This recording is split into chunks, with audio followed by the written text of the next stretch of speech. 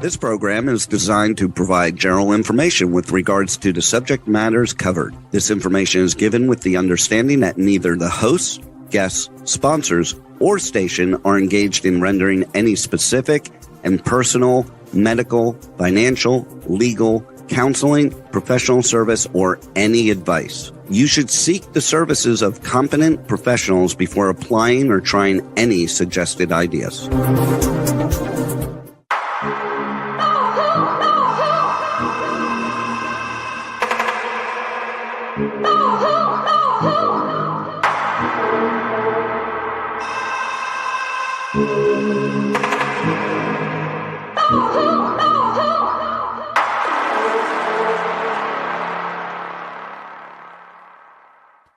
Good morning, true seekers and true crime junkies. Welcome back to another episode of Hit the Road Jack, Finding the Zodiac.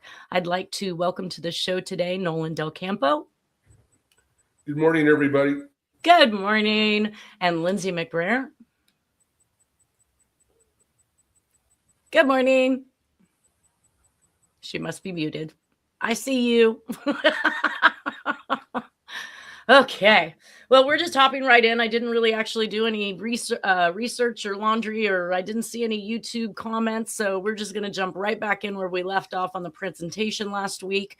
We are going over the Anthrax letters and the consistencies and coincidences between other communications that makes it appear as though these were all written by one person.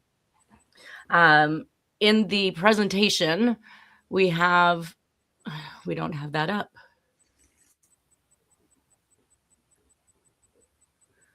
Well, I'm hoping, oh, there we go. Okay.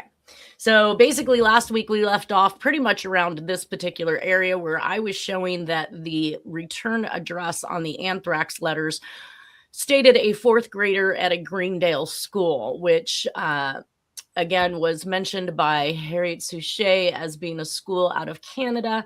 I did not find that information, but we did talk about the consistencies with what was going on in Texas, which is where Jack is from.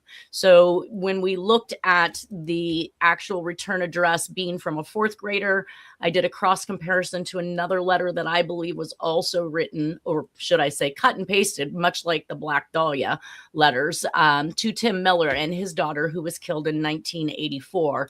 And he indicated that super fudge works well. Well, we know that the Zodiac likes rhymes and riddles, so I went to town researching what I could on super fudge. I found two things that it applied to. One would be oil, which we know Bush he's got a madness for oil. Let's just say that. He's been involved in all types of different oil issues throughout him and his whole family, I'm sure, right? Through many, many decades. So I believed that the Anthrax was a propaganda in order to allow Bush to override Congress's veto to go to war after the Twin Towers were hit. He was still denied. Then we see a perpetration of biowarfare, which is what the Anthrax letters are. And of course, the fourth grader, or should I say, when I looked up super fudge, aside from it being oil, it also refers to a book written about a fourth grader by Judy Bloom out of Humble, Texas. Humble, Texas is on the outskirts of Bush International Airport. And then once I was looking up Humble, Texas, and noticed that it was on the outskirts of Bush International Airport, I dropped my eyes down and saw the word Greendale, which is also on the outskirts of Bush International Airport. I don't think that's too much of a coincidence. Do you, Nolan? No. I mean, I feel like that was purposely set up in the way that it was set up, just to kind of identify or point to Bush, especially since we did go to war with Iraq right after this particular letter. So that's where we left off last week. We also saw a connection between Tom Voigt. He also received two letters from the Zodiac, though he claims they're not from the Zodiac. We're going to talk about those later on. But we see that in this letter to Tim Miller in 2005, which is what I call the finale letter. I believe that the author was trying to let everyone know all the different crime sprees that they may have been involved with or were privy to, or even wrote communications in regards to. And it was return addressed to Tom Humble. And we know that in Tom Voigt's letters, the Zodiac wrote, "Here's my humble offer," and is having communications with Tom Voight during that time frame. So we carry this one step further because I also followed the footsteps of John Mark Carr on his way out. Basically, he was fleeing the United States, and he was under charges in Sonoma County for pedophilia. And we see him hop over to Malaysia. So the next letter we're going to actually see, which is a letter that was mailed from Malaysia to Reno, Nevada, or I'm sorry, we had one mailed to the Sun. This is where we left off. Sorry, guys. So one more step. After the senators and everybody that he mailed to, he then mailed one to Boca Raton, Florida. And we talked about the red flag or the false flag, death to Israel, and a Star of David being accompanied with this particular letter. So it says, a letter addressed to Jennifer Lopez containing the Star of David and a bluish powder arrived in the Sun's mailroom in the American media headquarters. Several people handled the letter, and Stevens sniffed some of the powder. Who does this? Oh, maybe it's cocaine. Wait, why would you sniff any? I don't know. That to me is just absolutely insane. On September 30th, Robert Stevens, 63, photo editor at the supermarket tabloid The Sun, began feeling ill on the last day of a 5-day vacation at his daughter's home in North Carolina. On October 1st at 6 a.m., Stevens returned to his home. He spent most of the day in bed. On October 2nd, between 2 and 2:30 a.m., Stevens was admitted to the John F. Kennedy Hospital emergency room in Atlantis, Florida, presenting disorientation, a high fever, vomiting, and inability to speak. At 6 a.m., Stevens was placed on a ventilator, and then Stevens was examined for meningitis by infectious disease specialist Dr. Larry Bush. Bush found a high white blood cell count and rod-shaped bacilli. He soon was convinced Stevens had contracted anthrax. He then notified the Palm Beach County Health Department.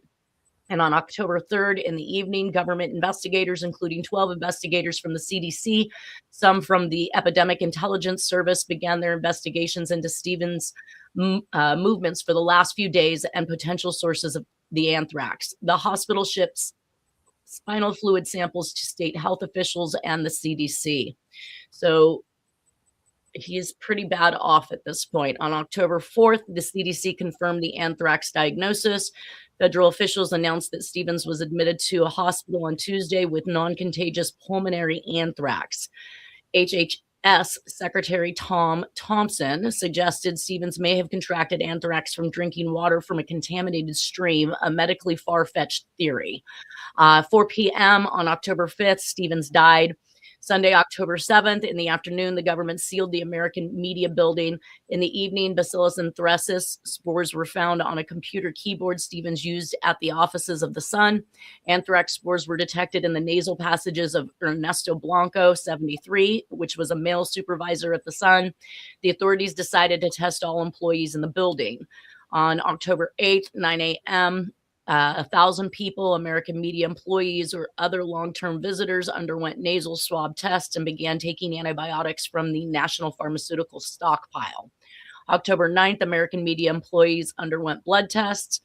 October 10th, 8 p.m., officials announced that a third American media employee tested positive for exposure to anthrax. The CDC laboratories located in Atlanta suffered a power failure caused by a short-circuited cable, which lasted until Thursday morning. I don't even know why that was pertinent. Anyways, October 11th, Stephanie Daly, 36, the third American media employee to test positive, identified herself and stated that she was in good health. October 13th, American media stated that the blood tests of 5 more employees, including 2 Inquirer employees, tested positive for anthrax antibodies. On October 15th, Ernesto Blanco was diagnosed with pulmonary anthrax and moved to the intensive care unit. The Florida Department of Health announced that a minuscule amount of spores were found in the Boca Raton post office. They were found in a small mail sorting area where mail for American media is handled, specifically in the throwback slot of the letter case for the American media route. The room was sealed and cleaned. On October 16th, it is reported that the anthrax bacteria sent to NBC is of the same strain as that was found in Boca Raton. So obviously this is linking the letter to Florida to the senators and NBC News in New York. On July 11th, almost 3 years after the attack, decontamination begins on the former America Media headquarters building. The decontamination began with filling the building with chlorine dioxide for 12 hours. And evidently that's a very expensive adventure there. Yes. Early tests, it says New York anthrax is the same as Florida strain. So again, there's another news media coming out and saying that it is a match. Go ahead, Nolan. Oh, there's a really good book on the whole anthrax situation that I actually checked out from the Carmichael Library, but I read it about 4 years ago, so I forgot a lot of what I read in it. But at the time I was somewhat of an expert, but not now. I watched a video. I want to say her name was Dr. Judy Wood. She does a breakdown. So she's a scientist, and she does a breakdown about how the buildings fall and the how they're pretty much decimated to a dust, and how impossible that is to have happen even with planes hitting them. She does a great workup on the entire thing. So obviously she doesn't believe that this was something that was done by the planes. She believes that there was a whole lot more to the taking down of these two buildings, and the building number 7, of course, which was not hit by a plane, but imploded as well. Yeah, it's like demolitions, basically. That's what they look like. Well, and that's what they would do if they were going to demolish a building. They drop it so it didn't disturb other buildings around it, or at least created the least amount. Yeah, straight down. That's just not something you ever see happening with a building unless it is rigged to do so. All right, so it says over the next 2 months, Stevens and 4 other people would die after inhaling anthrax, and 7 others would be infected either by inhaling anthrax or getting it on their skin. The lethal spores arrived via a series of letters mailed to locations in 4 states: Florida, New York, New Jersey, and Connecticut, and Washington, D.C., spreading a new wave of panic across the nation already reeling from the terrorist attacks of 9/11 just weeks earlier. The FBI launched an investigation, and by early November had found 3 of the letters containing anthrax spores, including one sent to the offices of Senate Majority Leader Tom Daschle in Washington, D.C., and the New York Post and NBC in New York City. The public furor only intensified after law enforcement authorities determined that the first group of anthrax-laced letters had been postmarked from a mailbox in New Jersey on September 18, 2001, just a week after the 9/11 attacks. So here's where we jump back into looking at some of the things from the past, bringing them to the future, and making those comparisons. So in the Black Dahlia, we saw the use of a disguised handwriting, which was the use of all capital letters. Notice how the first letter of each word is actually written larger than the rest. That is consistent with someone who does not write in caps in full time, because they know the proper way to capitalize any proper word, and we see that again happening in the anthrax. So here we have a similar use of capital letters and the larger first letter of names and streets and other proper nouns that have been capitalized to make that first letter look larger. See, anthrax letters share these characteristics along with formatting and spacing, the use of the envelope space, and the full word of building. Also, to note, another felt tip pen. So this just seems to be kind of either every serial killing spree that I talk about that has a communication, these serial killers are all separate and they all love felt tip pens. But I find that very hard to believe. Yeah. And the one on the bottom left, you can tell that the person is trying to disguise things by all the writing is upright, when most of the other writing from Jack and from Zodiac is slightly slanted. Well, and that's kind of another disguise. People feel the need Right. to change their slant. They think that's changing the slant. They're not going to think it's me because the slant Right. goes the wrong way. No, that is really kind of an old adage that, yeah, we already know that, guys. So if we see a change in Trick. slant, Yeah. we can also see how it switches back and forth. So basically we have one that looks a little more leftward, some that are straight up and down, but then you get down here to Los Angeles and you see that right-hand slant take control again. So when Yeah. you're seeing things flip-flopping back and forth, that's another sign that somebody's attempting to disguise their slant. Yes. So I compared again, we have a blue felt tip pen ink here. We have felt tip pen ink here, felt tip pen ink here. And so this goes from Anthrax to the 2000 letters to another political figure, Voinovich, who also lost a daughter in the middle of a primary election. I mean, all of these things just keep wrapping themselves around this same type of stuff. So it is sent to political officials, sitting senators, media, NBC, tabloid The Sun. Black Dahlia did this. Zodiac Killer did this. This felt tip pen notion that I'm talking about is just another additive. It's another card in the deck that suggests that we are dealing with the same author. And then I wanted to take a look, obviously, at the letter that was sent to the Sun. And this is basically what this letter said was, you have been exposed to anthrax. I do believe I have a better version as we go through. This one was from Getty Images, but I do have one that doesn't have that in the middle of it, and we'll be able to see the full word anthrax. But I automatically started to go to Jack's cursive writing, because here we're seeing cursive, and we didn't see a lot of that in any of the other communications. Again, they used all caps or cut out letters, or tried to do a strict copybook version of printing, which is to attempt to conceal the fine and subtle traits that the individual might have in their own natural handwriting. So I started with the letter D. So I went with the exposed because the letter D is also something we had in the Sherry Jo Bates case, where the letter D was a match to Jack's handwriting. These are Jack's letter Ds over here. We can see that the shape of the bowl is very consistent. It doesn't close at the top. We can see that in most of his letter Ds. He doesn't actually touch completely back, making that connection. And we have this slight stubborn downstroke that stops at the baseline. And we can see that also happening in Jack's handwriting as well. And now, again, I looked at the letter P. We've got that double stem with the pointed bottom. And of course, the bowl is shaped a little bit differently. I also looked at this. Now I've got this paper kind of turned so that it is straight across. But when you bring it back up straight, it actually has a leftward slant, just like you were talking about, Nolan. Yeah. Yeah. So, but you can see where he starts off left, but then starts heading right again. Now, when I looked at the letter H, I was taking note, obviously, because I just drug all of Jack's letter H's over here, and I could see these upticks that are happening at the bottom left stem of the H, which is clearly happening here as well. Shape, size, relation, the crossbar protruding to the right, all of these things were very consistent. We see a little more structure, not so much the crossing, but the structure and shape and slant of the letter H of the Zodiac is definitely consistent with Jack as well. But these were more, again, I feel like in the Zodiac communications, he spent a lot more time trying to imitate copybook handwriting and dropping any traits that might identify him individually, though he wasn't completely successful in that.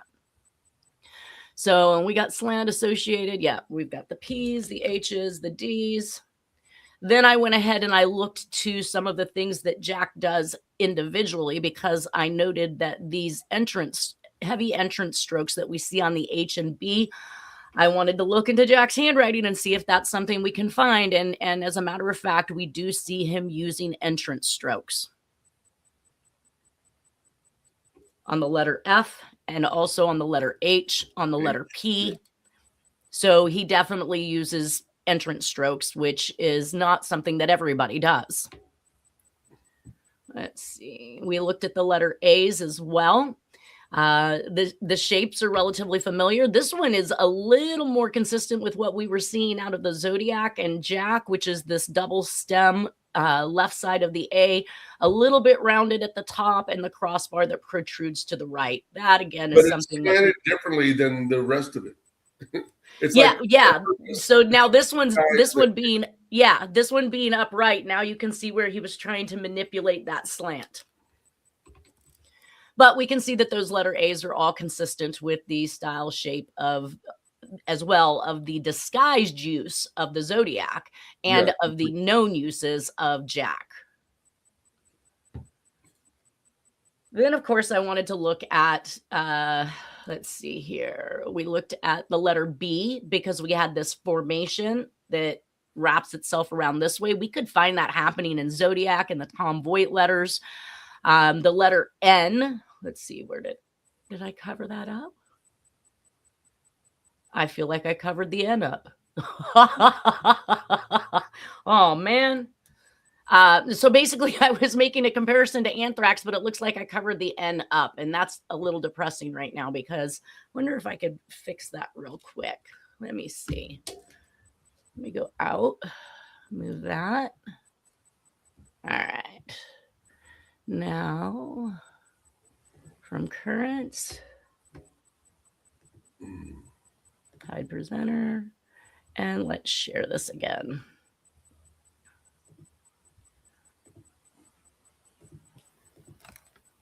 Okay.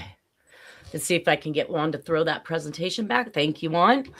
So basically here I was doing a comparison of the letter N in the word Anthrax, and as it compares to the N's that were written by the Zodiac Killer and by Jack, we see that curvature of the right arm. So things are looking rather consistent there with what we know or have seen out of these authors in the past.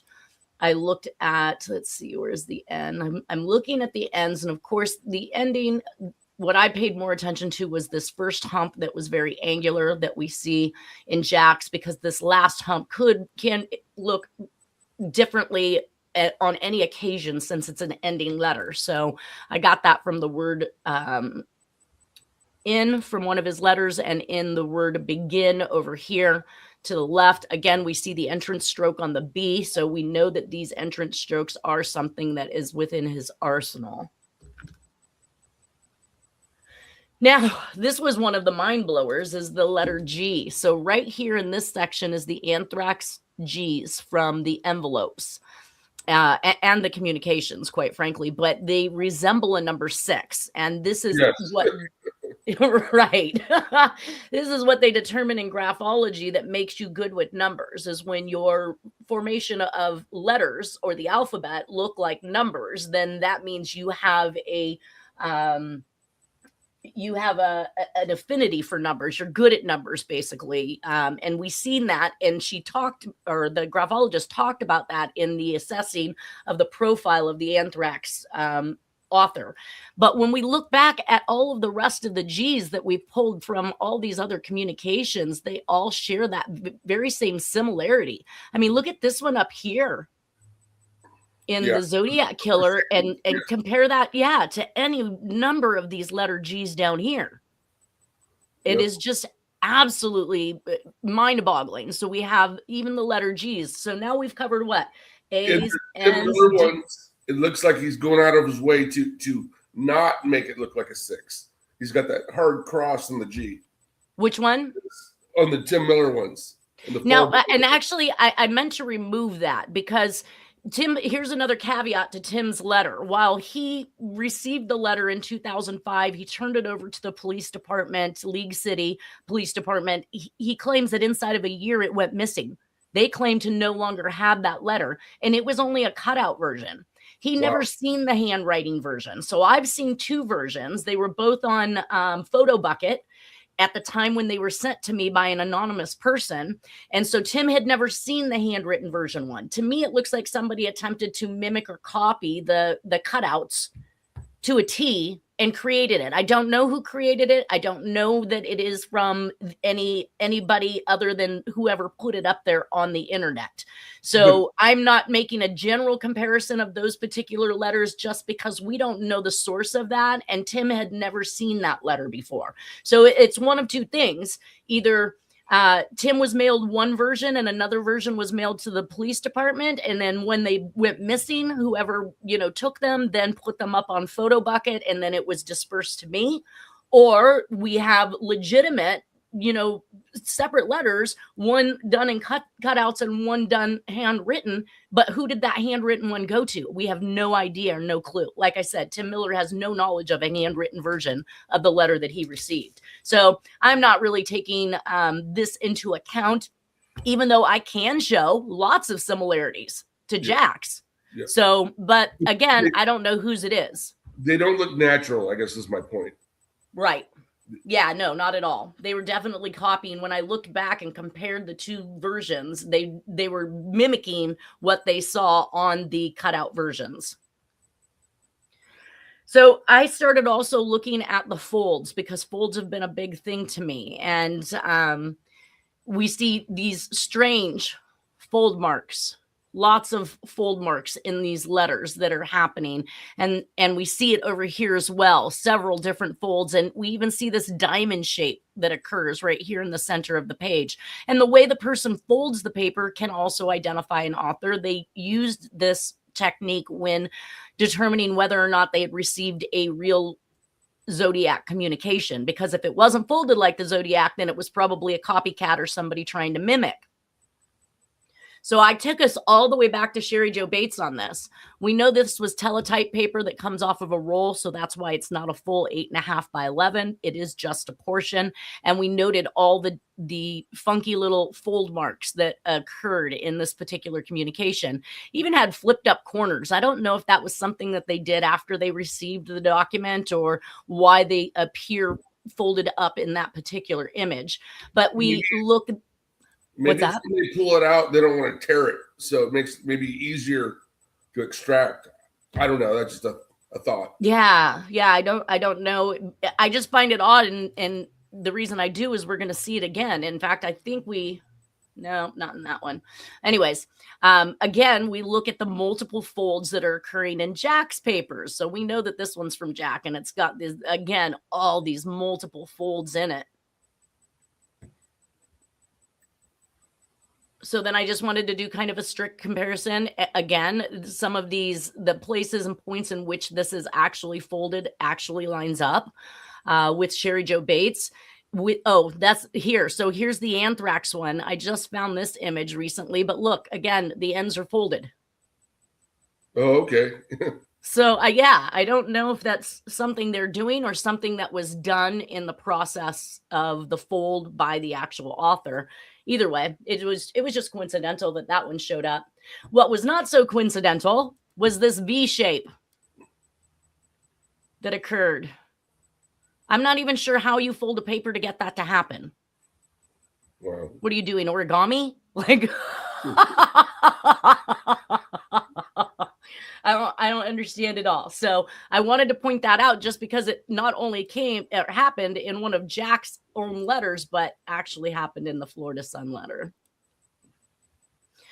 Okay. Now this is where, go ahead. Real quick, just Anthrax, you have to be either a scientist or a chemist to make it, or you have to get it from some people that have already made it, right? I mean, it's just not out there. You can't go to a store and buy it.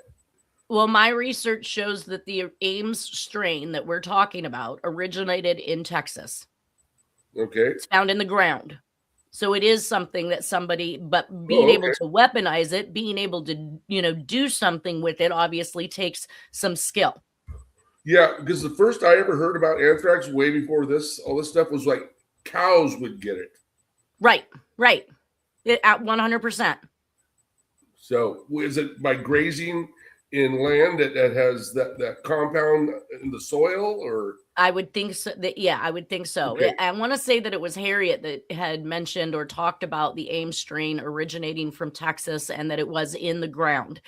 This would have been something that I would think that Jack would have known. My theory is that Jack has just been turned into the FBI as the Zodiac Killer, and this was going to give them some busy work, right? If it wasn't to perpetuate Bush's need to go to war, then maybe it was to throw them off of Jack's scent and make them busy with something else, right? But I mean, he also had lots of connections in high places and in shady places that 100%. that would enable him to have access, rather than digging through the ground and, doing it on his own. He can get some ready-made stuff. All we really know is that Bruce Ivins and the other gentleman that was looked at seriously as a suspect didn't have the ability and the equipment or the space, I would say, to even make this weaponized version. They would have known it. They would have seen it, the coworker said. So why Bruce Ivins is being jammed up when they couldn't even find a location where he could have possibly have made this stuff or weaponized it, I really don't understand. I think part of it, as I remember, might have been he had just like some suspicious coworkers that thought he was up to something weird. But it turns out he wasn't. Well, they thought he was weird in general. I think he was psychologically cuckoo, right? I mean, at least that's what they tried to make him look like afterwards. But I know that the media is going to say whatever they want to say to instill whatever agenda they want to instill. And then he went away, whether he killed himself or was suicided. He went away. Well, and we see a greeting card, very reminiscent of something the Zodiac would do, saying, "How do you like the postmark?" We'll get to that one. And it's Princeton, New Jersey. We have the letters that went out to John Walsh saying, "I moved into New Jersey and have 23 new victims." So we've got, a cross connection there. And I can't find any unsolved murder spree of 23 victims in New Jersey. So to me, it was a play on what was really going on, possibly. I don't know. Maybe John Walsh wants to share that with us since he's in with the FBI and knows about any other unsolved crimes. I'm sure he would be aware of one that occurred in New Jersey with 23 victims if it were true. And that moves us on into the connection with John Mark Carr, Tom Voigt, D.B. Cooper, Zodiac, this false flag operation to make it look like Zodiac has left the United States.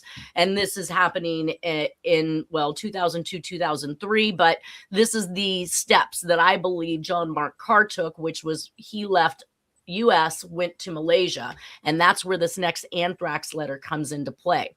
So it says a letter opened in the office of U.S. Senate Majority Leader Tom Daschle had anthrax in it. Between 40 and 50 people, mostly members of staff based in Mr. Daschle's office across the street from the Capitol building, are being treated following exposure. Earlier, President Bush warned all Americans about letters coming from unknown senders. American TV network CNN said the contaminated letter sent to Mr. Daschle and another to NBC News anchor Tom Brokaw in New York both bore a postmark from Trenton, New Jersey. And Trenton, we keep seeing Trenton linking back to LA Times. That's their address. Yeah, it was the post office in Trenton, right? It was actually not or mailboxes. I think it was a mailbox, which is also kind of coincidental because the Christmas card from the Zodiac contained copies of postal box keys. Okay. One little curious thing. On the right where it says after the Taliban, whatever, is that the British way of spelling it? Because Americans spell it with an I. I don't know what you're referring to. I haven't gotten to that side yet. No, under the picture, is that Bush? And then it says Taipei. The scare has spread around the world. After the Taliban. Okay, let me read it because I'm not going to just find the Taliban in the middle of all of that. It's right let's see. The picture. Two NBC employees are being treated after coming into contact with the letter. There have been 11 other cases concerning anthrax sent through the post in the U.S., including Robert Stevens, a photo editor at The Sun tabloid in Boca Raton, Florida, died from anthrax on October 5th. 5 more Florida-based employees of The Sun's parent company, America Media Inc., are being tested for suspected anthrax exposure. And in Nevada, officials said the contents of a letter sent from Malaysia to a branch of Microsoft in Reno had tested positive for anthrax. Mr. Daschle said, "I'm very disappointed and angered But I'm confident that because we expected something like this to happen, we were able to deal with it as successfully as we did. Because we expected something like this to happen. Did you just hear the words that I used? Wow. How could we expect something like this to happen? That was a very interesting statement. And I still don't see Taliban. Maybe he sensed that George Bush was into something. I don't know. That's weird. And I still don't see where you see Taliban. On the right, see where the picture is with is that a microphone in his face? Just to the right of that. Oh, Taliban. Oh, I see what you're saying. So that's to the left. Oh, well. On my screen, it's to the right. I'm looking on the right side.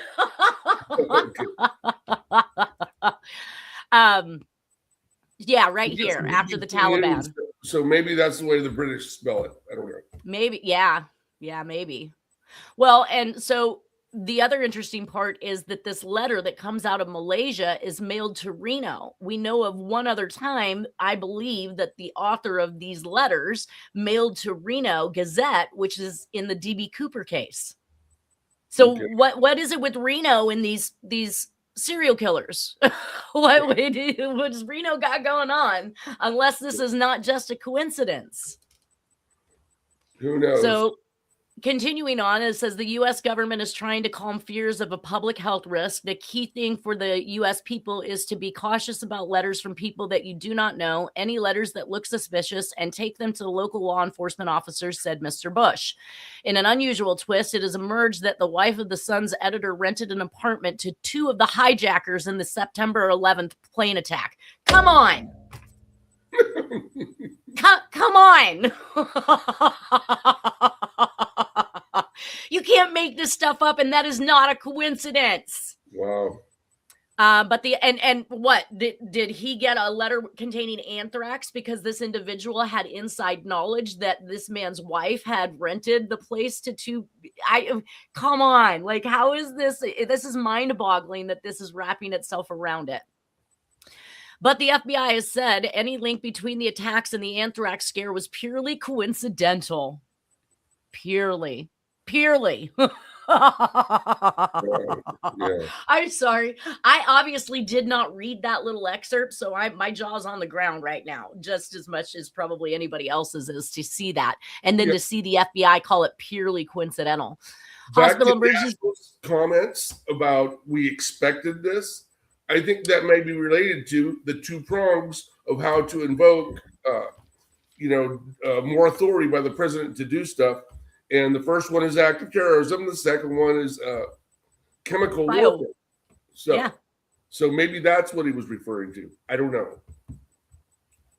Or maybe he had inside knowledge. That would be to say that these individuals in Iraq was purposely targeting us to make us go to war with them because they knew they'd get their butts stomped. Does that sound logical? No, and it wasn't them that were behind it. I know. But I'm just saying that if we think about it, logically speaking, you're going to perpetrate some of the biggest terrorist acts on a country that is known to be able to wipe you off the face of the earth. Yep. Does not make any sense.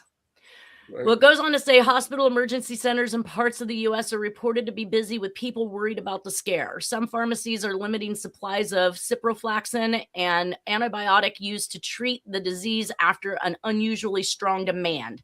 U.S. anthrax case has caused concern across the world and encouraged hoaxers to make the most of mounting insecurity. In Germany, authorities are testing white powder found in an envelope sent to Chancellor Gerhard Schroeder. In France, hundreds of people were evacuated from offices and a school following the discovery of suspicious letters. In Lithuania, police evacuated the offices of Respublika daily newspaper in the capital, Vilnius, after a package was received with the word jihad or holy war scrawled on it. Once again, we're making it look like, pointing fingers at who it might be.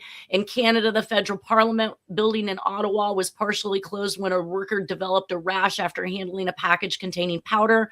In Australia, office workers in the northeastern city of Townsville had to be hosed down in their work clothes following a scare, and buildings in Melbourne were also evacuated. Despite the increased number of alerts so far, there have been no positive cases of anthrax outside the U.S. Well, how about the letter from Malaysia mailed to Reno? Like, that was outside. But whatever, we won't go there. Here's one of my more less than coincidental. What's that? The way they wrote Reno, it looks cartoonish. That is, again, when you're manipulating your handwriting. Right. But we saw this type of persona that was done in the Dear Marco letter from the Zodiac, this long dragging, stems beneath the baseline. But yes, this is a letter from D.B. Cooper that was mailed to the Reno, Nevada newspaper.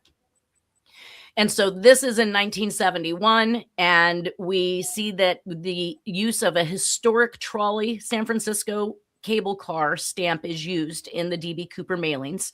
Majority of the D.B. Cooper mailings came out of the California area.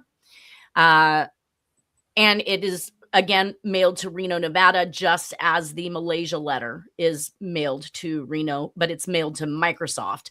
So we look at the letters that came in from Tom Voigt during 2002 and 2003 following the Anthrax attacks. The Singapore, Malaysia stamp is a taxi. Is this a coincidence? Again, I mean, very strong ones at that. We also see that the second letter, so this letter purports to be the Zodiac. I'm giving you my DNA. He mentions in the second letter that is mailed from Thailand that now that you have my ID, basically you have my DNA and my fingerprints, you know that I'm telling you the truth. Thank you for communicating with me. He's clearly having communications with Tom Voigt. And Thailand happens to be where John Mark Carr lands himself in the police department for John Benet Ramsey and is given that full ride home by Homeland Security, gets back to they send him to LA first, extradite him to Boulder, Colorado. He knows a lot of inside information that made them take him serious, but turns out that he was, in fact, excluded on all accounts as the perpetrator of John Benet Ramsey. He's then extradited back to Sonoma County. And of course, they've lost his computer with the pedophilia on it. So he's scot-free off of all charges, running amok. And a free flight back to the United States. Zodiac, exactly. Zodiac says in his own words that he has 100+ all over the state of California and Nevada. So he's claiming more than 100 victims. Okay. Yep. I can tell you that in several of his communications, including the Scorpion letters and the Tim Miller letters, he makes each crime spree look as though they are a completely different crime. He does not recognize himself as a whole. He recognizes, like he says, I moved into New Jersey with a new crime spree, 23 victims. But he's not giving you an overall number, right? But when he gets into the Tim Miller letter, he got every artifact that you could possibly want or expect that would describe. So such as, the upside down crosses or the laughing faces and all of these different little caricatures in this particular communication that kind of ties all of them together for the first time. And that one comes out in 2005. But he also, after I think completing with Tom Voigt, didn't get where he probably thought he wanted to, which was to tell his side of the story and make $1 million or some mega hit, as he suggests in these letters. And in 2005, we see him actually mailing out to Tim Miller, and he's saying, the silent killer with his silence broken, but my identity is still secret. Understanding who is at fault is key. So we've got Tom Voigt coming back saying those weren't from the Zodiac. That wasn't who that was from. So I tend to believe that the Zodiac attempted to out himself, but he attempted to make it look like he was out of the country. He used John Mark Carr, I think, to get these letters mailed out of those countries and back here to the United States, making it appear as though the Zodiac had fled the United States. But we can see clearly by the 2005 letter that is not true. Now, this is where we talked a little bit about some of these earlier, but I just want to read some excerpts from some other letters that kind of, they boggle me. In the one to John Walsh, it says, I have recently moved into New Jersey and began a new crime spree. I am currently responsible for 23 unsolved crimes ranging from arson to burglary to sabotage, homicide, and occasionally everything in between. I got hung up on the word sabotage homicide. This is a very odd way to state something like this. Yes. Sabotage would be to imply that you set the person up to die, but possibly made it look like an accident when in fact you sabotage the situation. Do I have that straight, right? Yeah, well, also it's kind of from the inside out.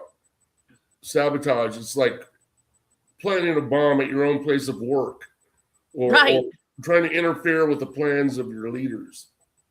Usually, yes. And that's interesting because I did look up the origin of these words because I've got a couple of them in here that kind of I throw around. Now, up here in Tom Voigt's letter, it says, now thanks to the miracle of technology, here we are in communication for a second time. I appreciate you giving me the information I was looking for. Let me know, Tom, via your wonderful website. So he's definitely having communications with Tom. Here it indicated that 5 people died from inhaling anthrax and 17 others were infected. I know that this only amounts to 22, but over here in this letter, it was very close in numbers to say 23 unsolved crimes, and in the New Jersey area, when we know that anthrax took place out of Princeton, New Jersey. Also, the Zodiac made another very odd statement. Like he says, I shall no longer announce to anyone when I commit my murders. They shall look like routine robberies, killings of anger, and a few fake accidents. Again, routine robberies. That's words that law enforcement might use, right? To categorize a series of robberies. Quick question. Have you compared the Scorpion letter to the Sherry Jo Bates letter? Just from the way it looks and the composition and the structure, aside from the handwriting. It's very consistent with all of the communications that we've been talking about, quite frankly. I mean, not just Sherry Jo Bates. Sherry Jo Bates really had just those 3 letters. Right. And they just, said Bates had to die. There wasn't a lot there to take from those ones. Right. But as it compares to the 1986 letter saying I have 100+ victims all over Nevada and California, huge consistency. Again, it also looks to be written with a felt tip pen once again. I mean, all of these things in combination. Yeah. Also, but the routine Scorpio is a zodiac sign. So it's kind of almost like a clue. Scorpio, Zodiac. Yeah. Pointing in many directions, so to confuse the information.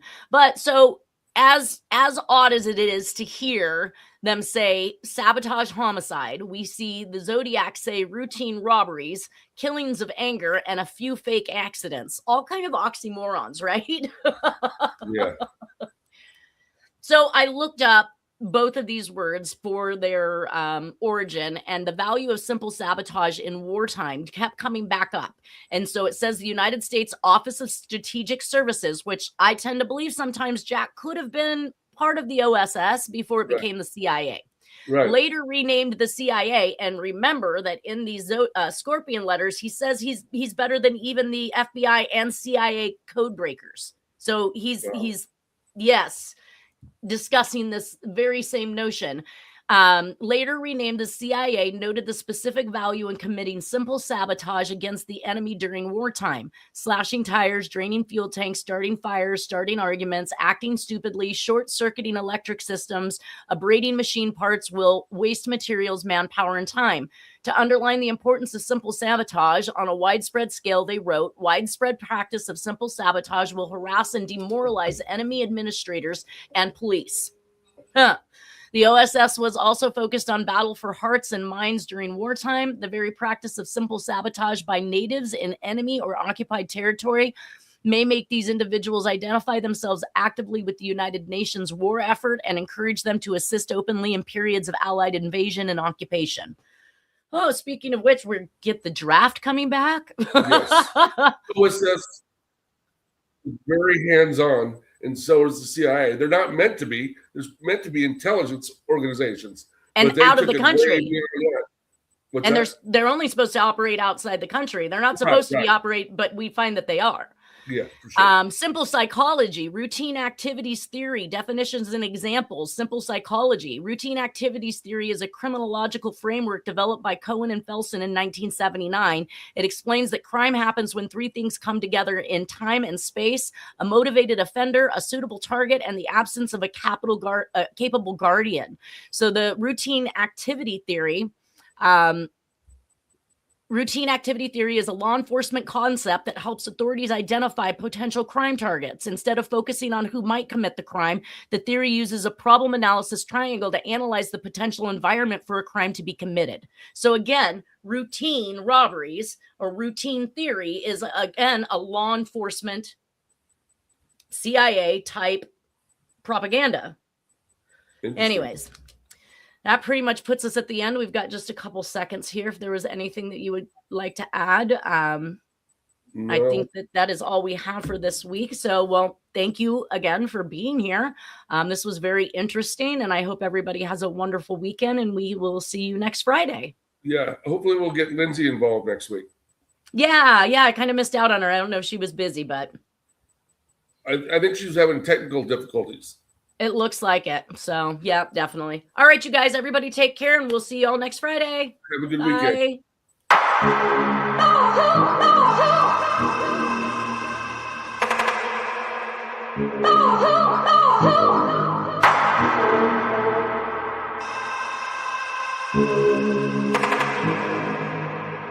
Bye.